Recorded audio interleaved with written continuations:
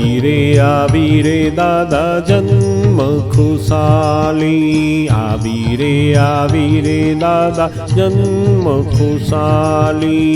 ઉજવો આત્મ દીપ દીપાવલી, ધ્યાન શુકલની સુદ જવાળી, ધ્યાન શુકલની સુદ જવાળી.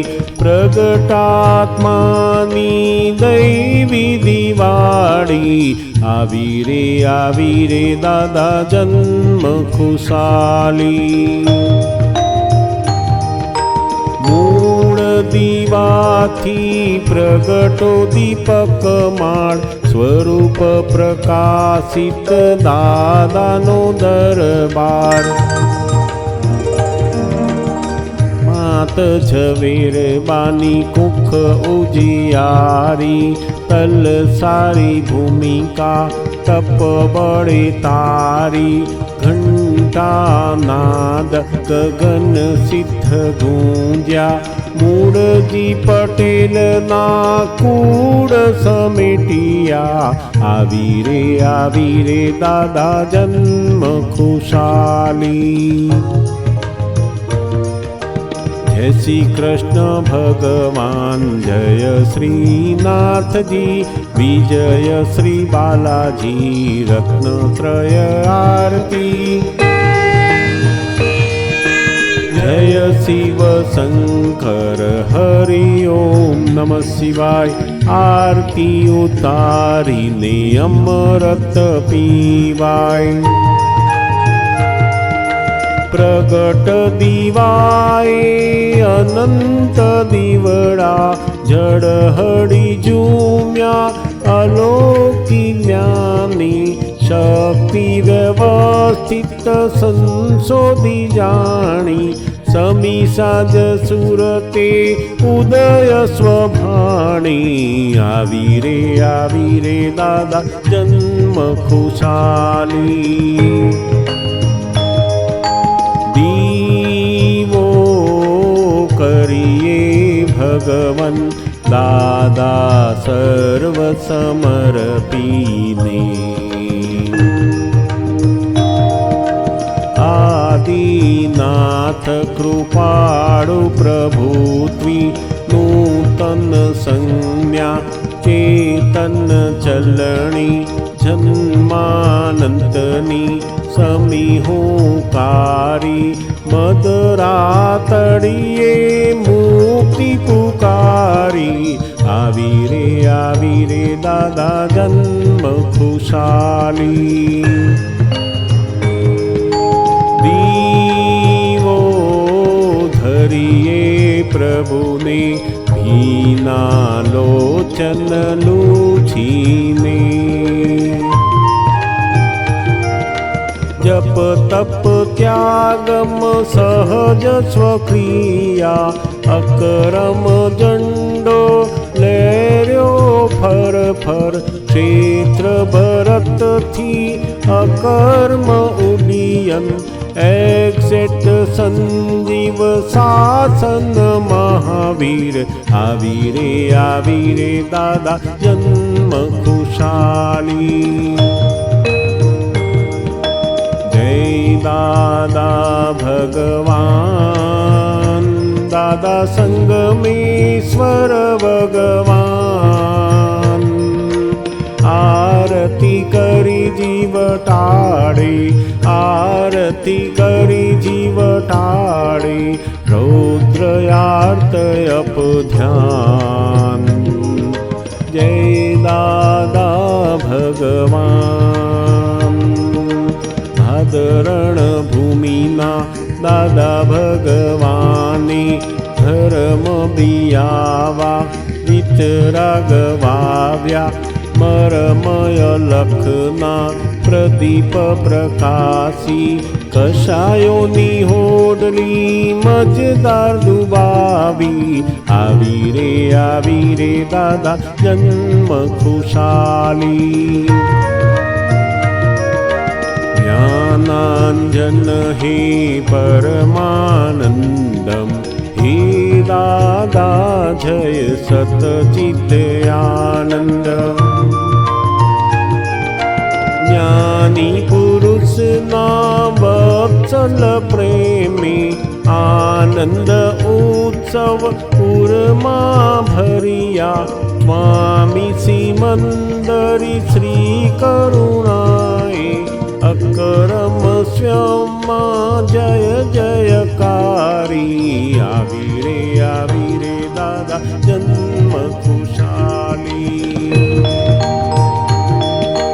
જય સચ્ચિદાનંદ જય સચ્ચિદાનંદ જય સચ્ચિદાનંદ જય સચ્ચિદાનંદ ઉજવો આત્મ દેવ દિવાળી ઉજવો આત્મ દેવ દિવાળી ઉજવો આત્મ દેવ દિવાળી ઉજવો આત્મ દેવ દિવાળી. કહેવાય છે ને કે આવા કળિયુગની અંદર કંઈ પણ ત્યાગ કર્યા વગર આપણને આખો વ્યવહાર ધર્મ આદર્શ બનાવે અને સાથે સાથે આપણો જે મોક્ષ માર્ગ છે એની ઉપર પણ આપણને અનુભવ કરાવે એવા અક્રમ વિજ્ઞાન ના જે દાતા છે જેમણે અજન્મ સ્વરૂપ પ્રાપ્ત કર્યું એમનો જન્મોત્સવ જન્મોત્સવ કહેવાય છે ને કે એમનું એવું કયું પાત્ર હશે કે જેમની અંદર આટલું અદ્ભુત અક્રમ વિજ્ઞાનનું પ્રાગટ્ય થયું.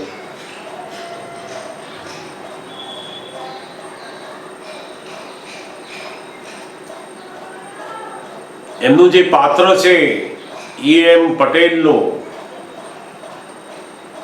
એ બાળપણથી જ એક અલૌકિક દ્રષ્ટિવાળું પાત્ર એ એમના જીવનનું જોવા મળે છે. ઘણા બધા લોકોએ દાદા ભગવાનના જ્ઞાન પહેલાના જીવન વિશે ઘણી બધી વાતો એમને પૂછી અને એમાં ખાસ જાણવા મળ્યું કે બાળપણથી જ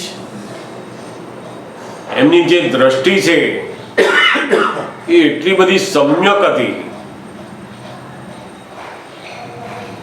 કહેવાય ને કે નાની ઉંમરમાં જ વૈષ્ણવ સંપ્રદાયની અંદર પોતાના કુળ ધર્મની અંદર હતા અને વૈષ્ણવ ધર્મની જે કંઠી બાંધેલી યોગાનુયોગ એ કંઠી તૂટી ગઈ અને એમના મધરે કહ્યું કે આ કંઠી તૂટી ગઈ તું ફરી બાંધે. જો કંઠી નહીં બાંધું તો લોકો તને નગુરો કહેશે, ગુરુ વગરનો. બરાબર એ જ સમયે એટલી નાની ઉંમરમાં એમણે એમની મધરને કહ્યું કે મને જે પ્રકાશ ધરે તે મારા ગુરુ. ગુરુ વિશેની જે એમની સમજ હતી એ બાળપણની ઉંમરમાં જ એમણે એમના માતાજી આગળ વ્યક્ત કરી. સામાન્ય રીતે આપણે બધા જ આપણા જીવનમાં પણ બાળપણથી માંડીને ઘણા બધા પ્રસંગો રોજબરોજ બનતા હોય છે. એમના જેવા જ પ્રસંગો આપણે પણ ઘણી વાર જીવનમાં બનતા હશે, પરંતુ એ પ્રસંગોમાં આપણી પાસે જે દ્રષ્ટિ પ્રાપ્ત થવી જોઈએ એ હોતી નથી. એટલે એમ પટેલનું જે પાત્ર છે એ અદ્ભુત સમ્યક દ્રષ્ટિવાળું બાળપણથી જ જોવા મળે છે. સૌથી મોટું આશ્ચર્ય તો એ પોતે જ્યારે લગ્નની અંદર માયરામાં બેઠેલા હોય,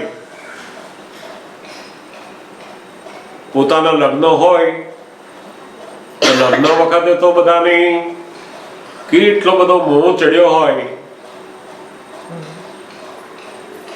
એવા સમયની અંદર જેમને વૈરાગ્યના વિચારો આવે. પહેલાના સમયની અંદર તો જે પત્ની હોય એનું મોઢું પહેલેથી જોવામાં આવે નહીં. લગ્ન થાય અને માયરામાં બેસે ત્યારે જ એકબીજાનું મોઢું જોતા હોય. દાદા ભગવાન પણ માયરામાં બેઠેલા અને એમને વિચાર આવ્યો કે મારા ભાઈ કેવા છે, લાવ જોવું એમ. અને એમને જોવા માટે આમ એ બાજુ ગયા, એટલામાં તો એમનો જે ફેટો હતો એ ખસી ગયો. એટલે એમના ભાઈ ફીરાબા દેખાયા તો નહીં, પણ પેલો જેવો ફેટો ખસ્યો એટલે તરત જ એમને વિચાર આવ્યો કે અત્યારે તો આ મંડાપો થઈ રહ્યો છે, પણ એક સમયે આ જ મંડાપોનું અંદર એકમાંથી બીજા છૂટા પડવાના રંડાપો પણ આવવાનો જ છે. એક ફેટો સહેજ ખસ્યો અને બરાબર એ સંજોગોની અંદર એમને આ વૈરાગ્યનો વિચાર અંદર ઉત્પન્ન થયો. આવું જે પાત્ર છે એ પાત્રની અંદર જ કુદરત એવું અદ્ભુત જ્ઞાન ઉત્પન્ન કરે છે. કેટલાય લોકો એમને પૂછતા કે તમે આ જ્ઞાન તમને પ્રગટ થયું તો તમે કશી સાધના તો કરી હશે ને? ત્યારે એવું કહેતા કે મેં સાધના તો બધી કરેલી, પણ આ જગત જેવી સાધના કરે છે એવી નહીં. મેં તો આત્મા જાણવા માટેની જ સાધના કરેલી, બીજું કંઈ પણ પ્રાપ્ત કરવું નથી. કોઈ નામના પ્રાપ્ત કરવી નથી, કોઈ વસ્તુની પ્રાપ્તિ જોઈતી નથી. જગત મને જાણે, બધું ઓળખે, બધું કંઈ કરે એવી કોઈ ઈચ્છા નહીં કે છે. આ જગતની કોઈ પણ જાતની ઈચ્છા જ નહીં, ફક્ત આત્મા જાણવા માટેની જ સાધના કરેલી અમે. છતાંય એ સાધનાથી અમને આ જ્ઞાન પ્રાપ્ત થયું નહીં, પણ આ તો કુદરતી સંયોગો, બટ નેચરલ. કુદરતની અંદર અમે જ્ઞાની તરીકે અહીંયા કુદરતે અમને મૂક્યા કે જેથી અનેક લોકોનું કલ્યાણ થાય. એ માટે અમારી અંદર જબરજસ્ત જ્ઞાન પ્રકાશનો ઉદ્ભવ થયો. ઘણા લોકો પૂછતા એમને કે તમે કઈ મંથન તો કર્યું હશે ને, કઈ વિચાર તો કર્યા હશે ને બધા, કે મને આવું જ્ઞાન થાય, આત્મા શું છે જાણવું છે, બધું એવું વિચાર તો કર્યા હશે ને? કે ના, અમે તો વિચાર તો કરેલા, પણ એટલા બધા કે આ જગતની કોઈ ચીજ વિચાર્યા વગર બાકી નહીં રાખેલી, પણ છતાંય અમને જે આટલું મોટું પદ પ્રાપ્ત થવાનું છે એ તો અમારી પણ કલ્પનામાં નહીં. એટલે આ દાદા ભગવાન નું જે વિતરાગ પદ છે એ પદને પ્રાપ્ત થવા માટે એમને કુદરતે નિર્માણ કર્યું. આ કોઈ ગાદી વારસદાર એવું નથી કે કોઈ જ્ઞાની થઈ જાય. એ તો જ્યારે કુદરત એવું બનાવે ત્યારે જ ખરેખર એ જ્ઞાની પદનો ઉદય થાય છે. કહેવાય છે ને કે કેટલાય જન્મોની એમની ભાવના અને જગતના કેટલાય જીવો સાચો માર્ગ શોધી રહ્યા હતા, એ બંનેનો યોગ એ દાદા ભગવાન પાસે થતો જાય છે. આવા અપૂર્વ એવા દાદા ભગવાન નો જન્મ દિવસ, એ કહેતા કે મારો જન્મ દિવસ, ગુરુ પૂર્ણિમા અને બેસતું વર્ષ, આ 3 દિવસ એવા હોય કે એ દિવસે અમારા પૂર્ણ વિતરાગ સ્વરૂપના દર્શન તમને થાય. એ દિવસે તમે જે ભાવના અમારા ઉપર કરો એ ભાવનાઓ બધી સફળ થાય. દાદા ભગવાન નું જે વિતરાગ સ્વરૂપ છે, આ 3 દિવસોની અંદર એ બિલકુલ કોઈ પણ જાતની ખટપટ હોતી નથી એમની. અને એના લીધે આપણને જે સ્વરૂપના દર્શન થાય, આપણે એવું સ્વરૂપના દર્શન કરીએ એવું જ આપણું સ્વરૂપ થતું જાય. તમે જેવા દર્શન કરો, જેવી ભાવના મૂકો, એવું તમારું પણ થતું જાય છે. એટલે આ 3 દિવસ તો બહુ ઉત્તમમાં ઉત્તમ ગણાય છે. આપણે જ્યાં હોઈએ ત્યાં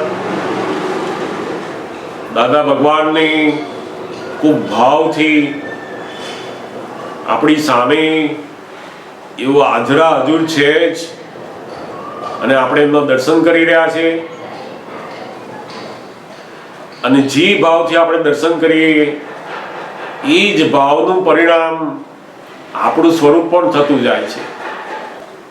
કારતક સુદ 14 એ તિથિ પ્રમાણે એમનો જન્મ દિવસ ઉજવાય છે. આજે તિથિ પ્રમાણે આપણે બધા એમની હાજરીથી જ આ જન્મ દિવસ ઉજવાતો આવ્યો છે. જ્ઞાન પહેલા 19મા વર્ષે તો એમને ત્યાં એક દીકરાનો જન્મ થયો, અને એ દીકરાના જન્મ વખતે બધા મિત્રોની અંદર એમણે પેંડા વેચ્યા. થોડાક જ વખતમાં એ દીકરો ઓફ થઈ ગયો, ફરી એમણે પેંડા વેચ્યા. એમના મિત્રોને જ્યારે ફરી વખત પેંડા આપવા ગયા એટલે મિત્રોએ પૂછ્યું કે અમરાભાઈ, ફરી શું આ શુભ સમાચાર છે, તમે આ મીઠાઈ વેચો છો?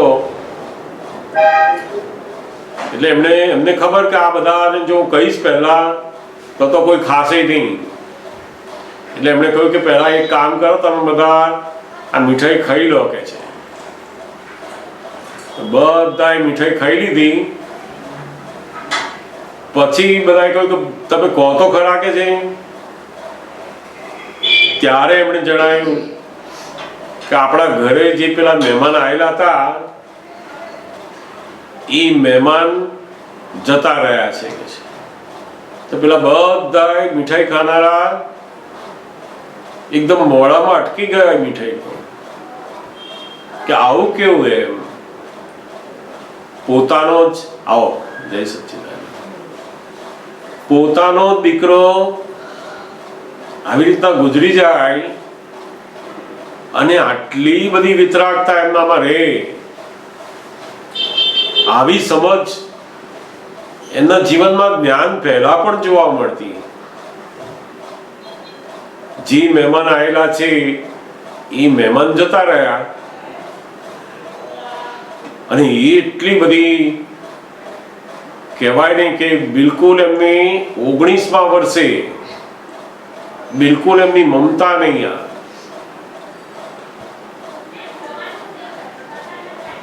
આ દાદા ભગવાન નું જ્ઞાનનું જે પાત્ર છે એ એમ પટેલનું એ કેટલું બધું પ્યોર છે. ત્યારે તો એમની અંદર નેચર આવું જ્ઞાન એમની અંદર પ્રગટ કરે છે. બાળપણથી જ કોઈ પણ જાતની મમતા જ નહીં. કોઈ પણ જગ્યાએ ગયા હોય અને વસ્તુ વધારે હોય તો ખિસ્સામાં ભરીને ઘરે લાવવી એવું કોઈ દિવસ કરતા નહીં. બાળપણથી જ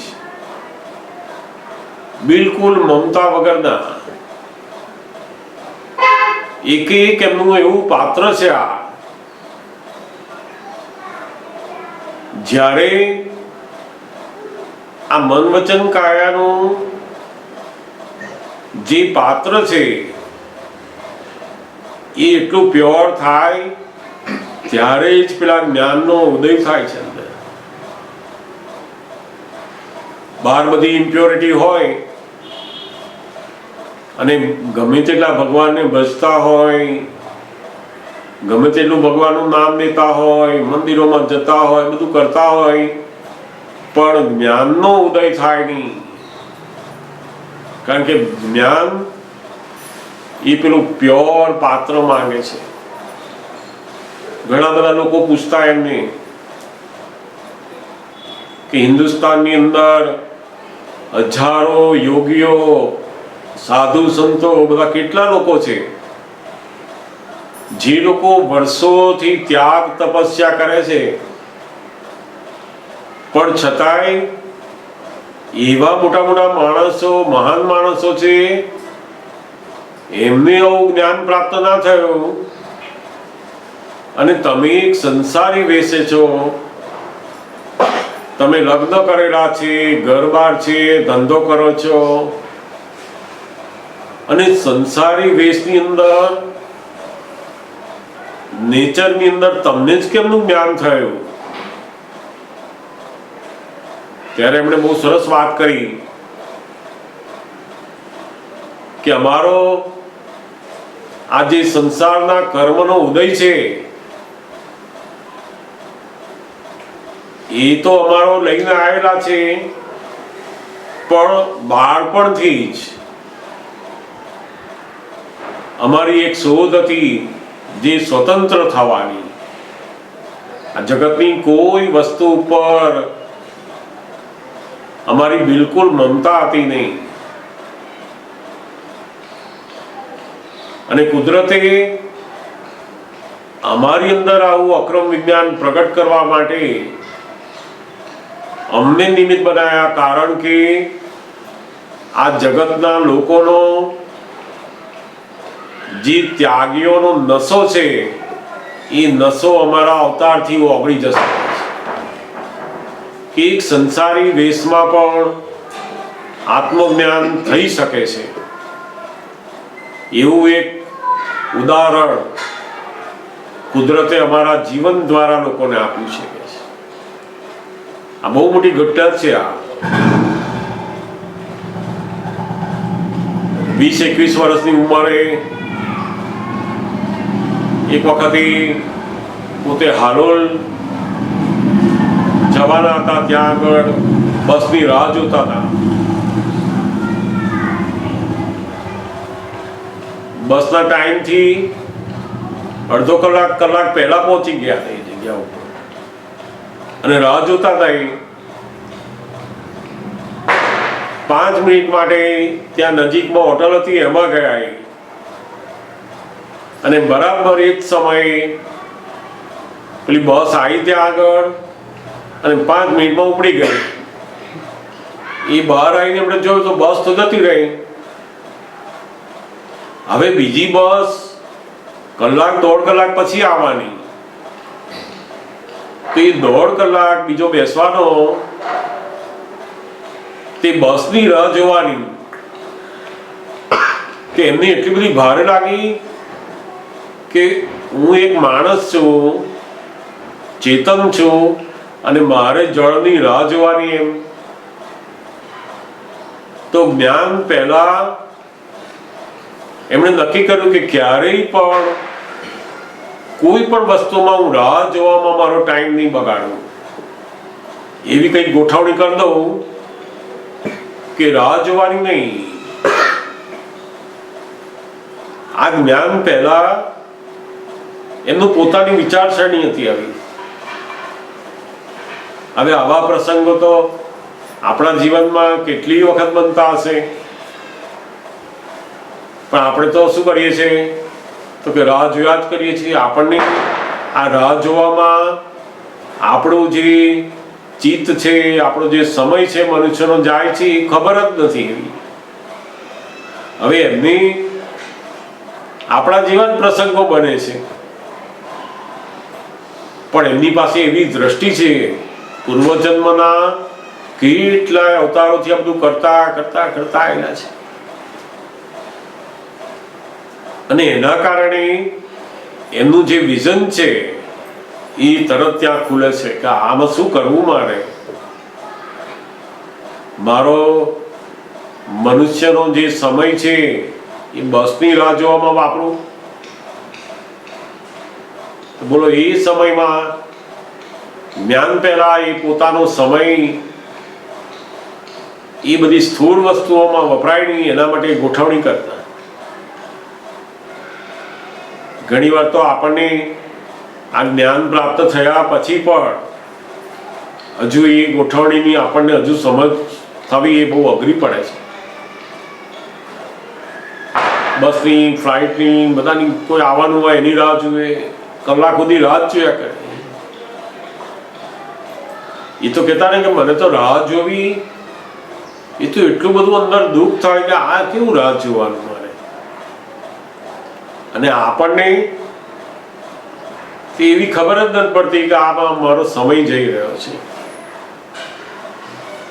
એટલે બહુ અદ્ભુત એમનું જે જ્ઞાન પહેલાનું જે જીવન છે ને એ પણ બહુ અદ્ભુત છે. જેમ જેમ આપણને ખબર પડે એમ આપણી સમજ, આપણી દ્રષ્ટિ પણ બદલાતી જાય છે. જય સચ્ચિદાનંદ. હમણાં તમે એવું કીધું કે પેલું દાદા ભગવાનને કે મન વચન કાયાની એટલી કેવી પવિત્રતા હોય ત્યારે તો આમ જ્ઞાન એવું ઉત્પન્ન થાય. તો પછી આપણે બધાને તો આમ હજુ એટલી બધી મન વચન કાયાની તો પૂર્ણતા થયા વગર જ્ઞાનની એમને આપ્યું એવું છે ને આખું.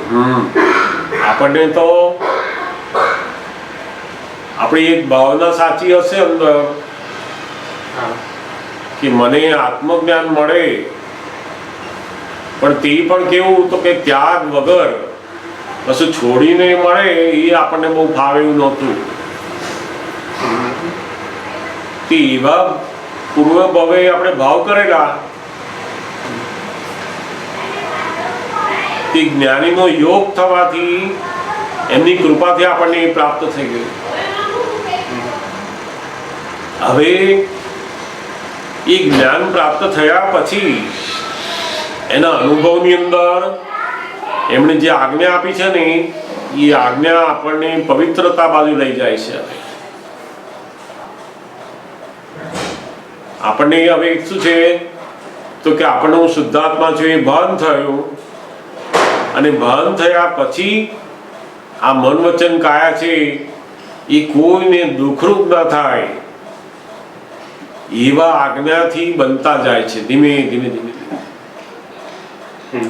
અને જેટલા એ આજ્ઞાથી મન વચન કાયા શુદ્ધ બનતા જાય છે એમ પોતાનો જે અનુભવ છે એ પાક્કો થાય છે. આપણને પ્રાપ્ત થઈ ગયો અક્રમ, આપણે કશું પ્યોર કર્યું નહીં, કશી ચોખ્ખાઈ રાખી નહીં, કશું નહીં, બધું જાત જાતનું. આ કાળમાં એવા પ્યોર કોણ હોય જેને રહેવું હોય તોય રહેવા ના દે એવો કાળ હોય. આપણે તો બહુ પ્રામાણિક રહેવું હોય, નીતિવાળા રહેવું હોય, કોઈને દુઃખ ના આપે એવું રહેવું હોય, પણ તોય આ કાળ અને એવા કર્મો અને બધો વ્યવહાર હોય ને કે આપણો છૂટકો જ નહીં. જેમ આપણે કોઈ સ્કૂલમાં ગયા હોય ને આપણા દીકરાને એડમિશન લેવું હોય, પેલા કે ભાઈ અહીંયા તમે 25,000 ડોનેશન આપશો તો જ તમારો નંબર લાગશે. ફી અલગ, પણ આ ડોનેશન આપવું પડશે તમારે. હવે આપણે એ જ સ્કૂલની અંદર આપણા દીકરાને એડમિશન અપાવવું છે. આપણને ખબર છે કે આ 25,000 એમને માંગે છે આ લોકો, તો આપણે શું કરવું પડે? હવે આપણે તો બિલકુલ પવિત્ર રહેવું છે કે આપણે આ બધું આપવું નથી, આવું લાંચ બાંચ આપીએ નહીં આપણે તો કે આ કાળ એવો વિચિત્ર છે કે ભલા બધા એના ચક્કરમાં આવ્યા વગર રહે નહીં. વ્યવહાર આ કાળનો એવો છે કે પૂર્ણ પવિત્રતા તો રહી શકાય જ નહીં, પણ જેટલી બને એટલી તમારાથી જેટલી તમારી સત્તા છે એટલી તમે રાખતા જાઓ તો બહુ સરસ કામ થાય. એમનો કોન્ટ્રાક્ટનો ધંધો હતો, તે પાર્ટનર એમના બધું શીખી લાગેલા બીજા પાસેથી કે બધા કોન્ટ્રાક્ટરો સળિયા કાઢી લે, સિમેન્ટ ઓછી વાપરે, તો એમણે એવું કરવા માંડ્યું. દાદા ભગવાને પૂછ્યું કે આ બધું આ કાઢી લો છો કે છે, એવું કેમ? તો કે આપણે જો કરીએ નહીં ને તો કશું નફો થાય જ નહીં કે છે. આ બધા આવું જ કરતા હોય છે કે છે.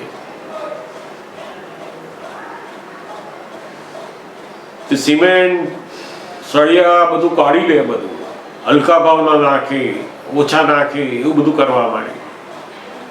તો બધું આખું કામ પૂરું થઈ ગયું. પછી દાદા ભગવાને પૂછ્યું કે આપણે આજે કામ પૂરું થયું તે બેંકમાં કેટલો નફો થયો, એનો કેટલા પૈસા આવ્યા? તે પેલા પાર્ટનરે કહ્યું કે આપણે આટલું કર્યું ખરું, પણ થોડું વચ્ચે બધું ગવર્મેન્ટના લોકો અને ફલાણા લોકો લઈ ગયા. એ બધા તે નફો તો આપણને જે 10% હતો એટલો જ રહ્યો કહે છે. તે દાદા કહે છે કે આ નફો 10% રહ્યો અને તમે જે ચોરીઓ કરી બધી એ તમારી જોડે આવશે હવે કે છે. એ ગવર્મેન્ટના લોકો લેવાના નથી કે છે. તો એટલે દાદા ભગવાન કહ્યું કે આજથી નક્કી કરો કે છે આપણે હવે આ ચોરી કર્યા પછી આપણને કશું પૈસા વધ્યા નહીં કે છે, તો તારણ કાઢ્યું એમણે કે આટલી ચોરીઓ કર્યા પછી પણ આપણા એકાઉન્ટમાં પૈસા રહ્યા નથી. આજથી નક્કી કરી દો કે એક પણ ચોરી કરવાની નહીં. આપણો ધંધો થાય કે ના થાય એ બહુ જોવા જ નહીં આપણે. અને જો તમારે એવું ના રહેવું હોય તો આપણે ભાગીદારમાંથી છૂટા કે છે. તો પેલા ભાગીદાર કે ના ના એવું ના કરાય કે છે, કારણ કે એમને ખબર બધી. એટલે હવે એમણે નક્કી કરી દીધું આ કે આપણે આમાં ભૂલ કરી આ એક વખત, પણ હવે ફરી કરવાની નથી. એટલે જેટલી પોતાની સમજણમાં આવ્યું અને થઈ શકે એવું એ બિલકુલ એમણે બંધ કરતા ગયા અને એ બધી પ્યોરિટી વધતા વધતા એમની એટલી બધી થઈ ગઈ કે કુદરતે એમને નિમિત્ત બનાવ્યા. સમજાય ને? એટલે જ્યાં સુધી આપણે શક્ય હોય ત્યાં સુધી આપણે એની પ્યોરિટીનું જાગૃત રહેવું જોઈએ. અને પછી છૂટકો જ નથી ત્યારે આપણે સંભાવ્ય નિકાલમાં આવીએ છીએ. હવે આપણા માટે શું છે તો કે સંભાવ્ય નિકાલ કરો. હવે આપણી ઈચ્છા નથી પણ આપણે કોઈ કામ કરવું હોય ને પેલો કે 500 રૂપિયા આપો તો કાર્ડ કરી આપું, આપણે શું કરવાનું? કરાવી દેવું પડે ને.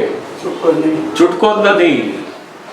આપણે કામ કરવું છે, થોડાક સમય છે આપણી પાસે, એમાં બધું પતાવવું છે. નહીં તો થાય નહીં. તમે મહિનો બેસી લો તોય થાય નહીં.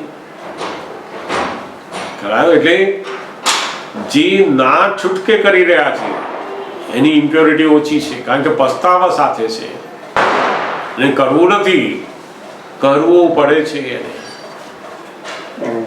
એ કયો હિસાબ આવ્યો આપણો? એ આ કાળનો હિસાબ. આપણે આ કળિયુગની અંદર આવ્યા એટલે નથી કરવું આપણે એવું, છતાંય છૂટકો નહીં.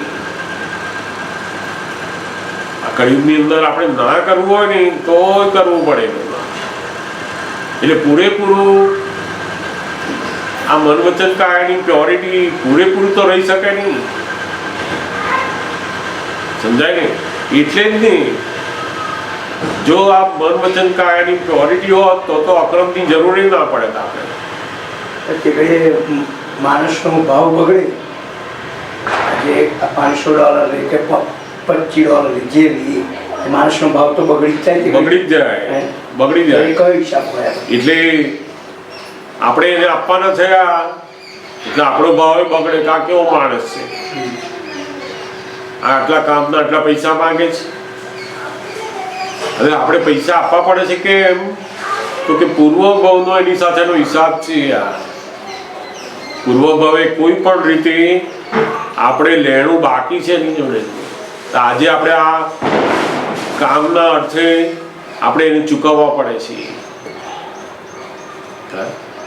આ કામ એ તો એક નિમિત્ત છે, પણ આપણું લેણું શું છે પૂર્વનું? તો કે આપણે એની પાસે કંઈ પણ લેણું લીધું છે એ પાછું આપવાનું આવ્યું છે. એટલે આજનો આપણે જોઈએ કહો આટલા નાના કામના આટલા પૈસા માંગીશ તો છૂટકો જ નહીં. એટલે દાદા ભગવાને શું કર્યું તો કે આ કાળમાં આ તમે પ્યોરિટી ના બધું જોવા જાઓ એ તો બહુ અઘરું પડશે. આ કાળની અંદર આપણા મન, વાણી અને વર્તનને પ્યોર રાખવાનું કામ બહુ અઘરું છે. બની શકે નહીં, ભલાને ના બને. સંસારીઓ નહીં, બધા સાધુઓને ના થાય. બધા સાધુ સંતો બધા લોકોને સમજાય ને. આ કાળનો એક વ્યવહાર બની ગયો છે. શું થઈ ગયો છે? આ જૂઠું નહીં, વ્યવહાર. કોઈ પણ કામ કરવું હોય તમારે ધીમે રહીને કેવું પડે કે સાહેબ ક્યારે જલ્દી કરી આવશો કહીએ, જે બધું વ્યવહાર હોય પતાવી દઈશું કહીએ આપણે. એવું બોલો ને એટલે કે આ બાજુ આવતા રહો કે કાલે આવીને લઈ જ જાઓ, બધું તરત જ બદલાઈ જાય. એનું કારણ શું? તો કે આ કાળનો વ્યવહાર બની ગયો છે. એને લાંચ છે, અપ્રામાણિકતા છે, કહેવાતું જ નથી. હવે એવું થઈ ગયું. હવે એવા સમયમાં આપણે બરાબર પ્યોર રહેવું હોય તો રહી શકાય નહીં. એટલે દાદા ભગવાન શું કર્યું? આપણે ભાવથી પ્યોર રહો કે ભાઈ મારી હવે ઈચ્છા નથી.